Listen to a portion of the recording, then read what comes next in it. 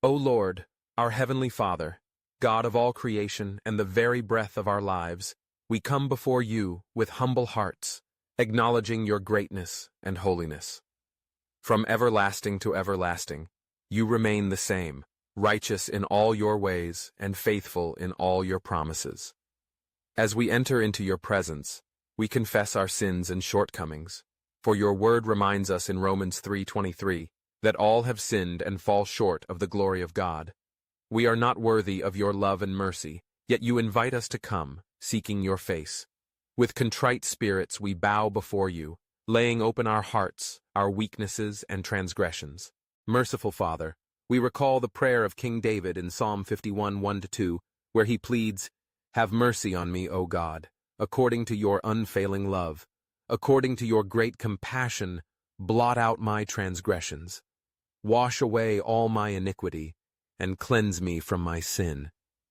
Just as David humbly acknowledged his offenses, so do we, confessing our hidden faults, our willful disobedience, and the many ways we have turned from your commands. Forgive us for the pride that keeps us from repentance, for the anger and bitterness we sometimes harbor in our hearts, and for the words spoken in haste or without love. Your word in 1 John 1:9 assures us that if we confess our sins, you are faithful and just to forgive us our sins and to cleanse us from all unrighteousness. O Lord, let this promise give us hope. Cleanse us, we pray, from thoughts unworthy of your name, from deeds done in secret, from selfishness and neglect of others, from the times we walked by those in need and failed to show compassion. We remember Isaiah's vision in Isaiah 6:5, where he cried, "Woe to me! I am a man of unclean lips, and I live among a people of unclean lips, and my eyes have seen the King, the Lord Almighty." Like Isaiah, we stand undone before your holiness, unworthy to speak your name, yet longing for the touch of your purifying coal. Purge our guilt and make us new, O Lord. We confess the idolatry of our hearts, that sometimes we place our trust in wealth, success, or the opinions of others above our trust in you. In Exodus 23, you commanded, "You shall have no other gods before me." Forgive us, O Father, for every time we let fear, anxiety, or desire for approval become our guiding star, instead of your unchanging truth. Strip away everything that competes for your throne in our lives and restore our devotion to you alone. Lord Jesus, you taught that the greatest commandment is to love the Lord our God with all our heart, soul, mind, and strength, and to love our neighbors as ourselves. Mark 12:30-31. Yet we confess that we have not always loved you wholeheartedly, nor sought the good of others above our own interests. Forgive us for every act of impatience, every attitude lacking in kindness, every failure to forgive as we ourselves long to be forgiven. We echo the prayer in Daniel 9:9. The Lord our God is merciful and forgiving, even though we have rebelled against him. Our rebellion may not always be bold. It often hides in subtle forms, neglect of prayer, spiritual apathy, or disobedience cloaked in self-justification. Father, have mercy on us. Remember not our sins, but instead remember the blood of Jesus, who through his atoning sacrifice has opened the way for us to be reconciled to you. We acknowledge, O God, that our world is broken by sin. We join the confession of Nehemiah in Nehemiah 1:6-7. Both I and my father's family have sinned. We have acted very wickedly toward you.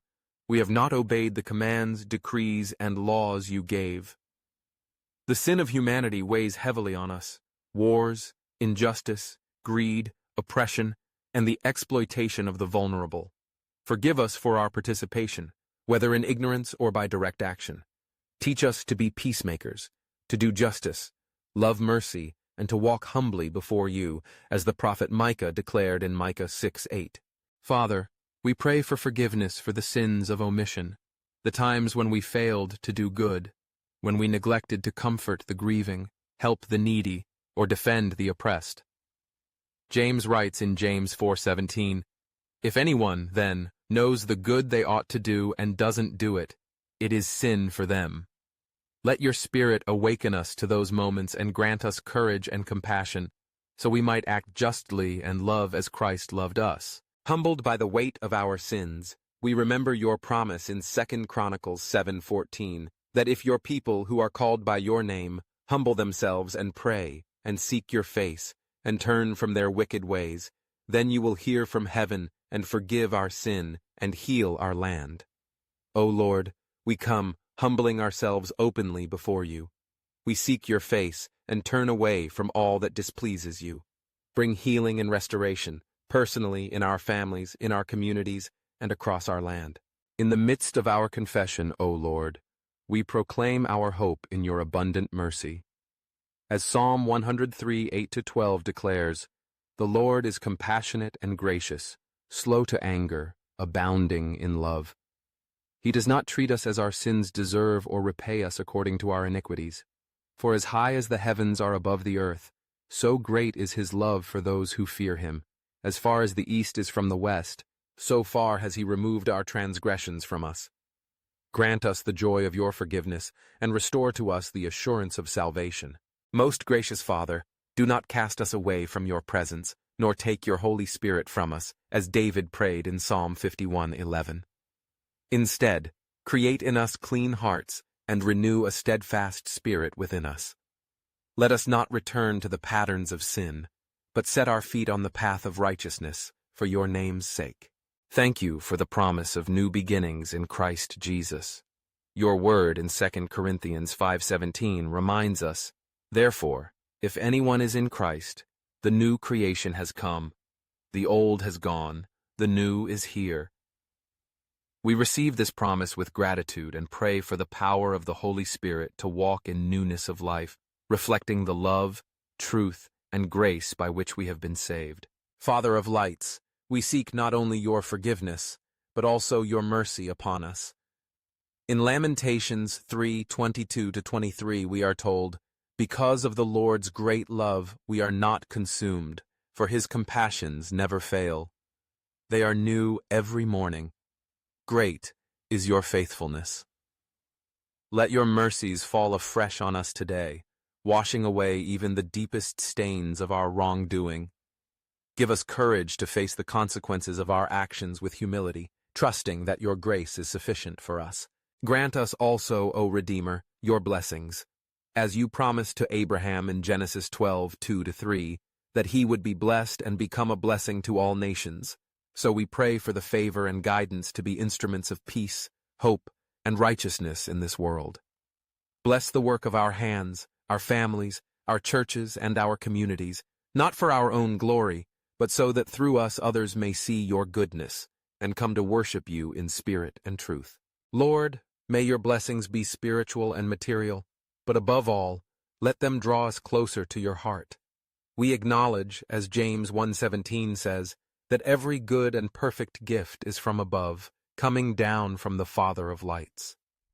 Let us never take your blessings for granted, but live each day in gratitude, stewardship, and surrender to your will.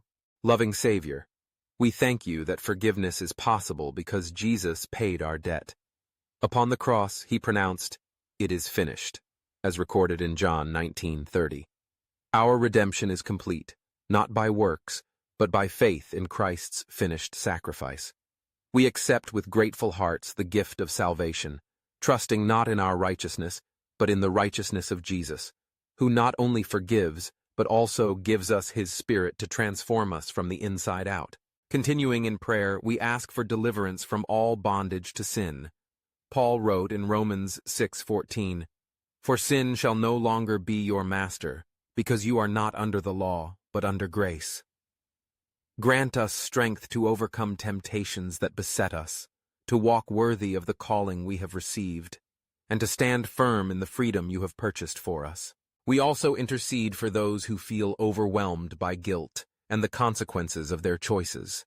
Father, reveal to them the depth of your love and the reach of your forgiveness. May they, too, discover what the psalmist declared in Psalm 32:1-2, "Blessed is the one whose transgressions are forgiven, whose sins are covered." Heal wounded spirits, restore broken relationships, and make us agents of reconciliation and peace. O Lord, teach us the habit of daily confession and repentance, not as a mere ritual, but as a deep yearning to be close to you. May we never become indifferent to sin, but rather sensitive to the leading of your Spirit, quick to repent, and steadfast in pursuing holiness. Let us walk in the light, as you are in the light, so that we may have fellowship with one another, and the blood of Jesus purifies us from all sin, as promised in 1 John 1:7. Father, we thank you that your mercy triumphs over judgment, as James 2:13 reminds us. Help us to forgive others as we ourselves have been forgiven. Remove from us any root of bitterness, resentment, or unforgiveness, and help us to extend the same compassion to everyone, even those who have wronged us. May our hearts overflow with the love of Christ, transforming conflict into peace and wounds into opportunities for your healing grace. Grant us a heart like yours, O God, slow to anger, rich in love, and filled with compassion. As we go forth from this moment of confession, fill us anew with the power of your Holy Spirit. Guide our thoughts, words, and actions so that we might shine as lights in the darkness and ambassadors of your kingdom. Help us to pursue justice, love mercy, and walk humbly with you. We pray too, O Lord, for the courage to confess our sins to one another, as you command in James 5:16, that we may be healed. Let your church be a safe place for honesty, grace, and restoration. May we hold one another accountable in love, bearing each other's burdens, and celebrating the wonders of your mercy together. Remember us, O Lord, not according to our failures, but according to your covenant love. Let us rest in your faithfulness and rejoice in the freedom that comes through forgiveness. May your peace, which surpasses all understanding, guard our hearts and minds in Christ Jesus, as Philippians 4:7 declares. As we close this prayer, we affirm that nothing can separate us from your love, not our past mistakes, present struggles, or future uncertainties.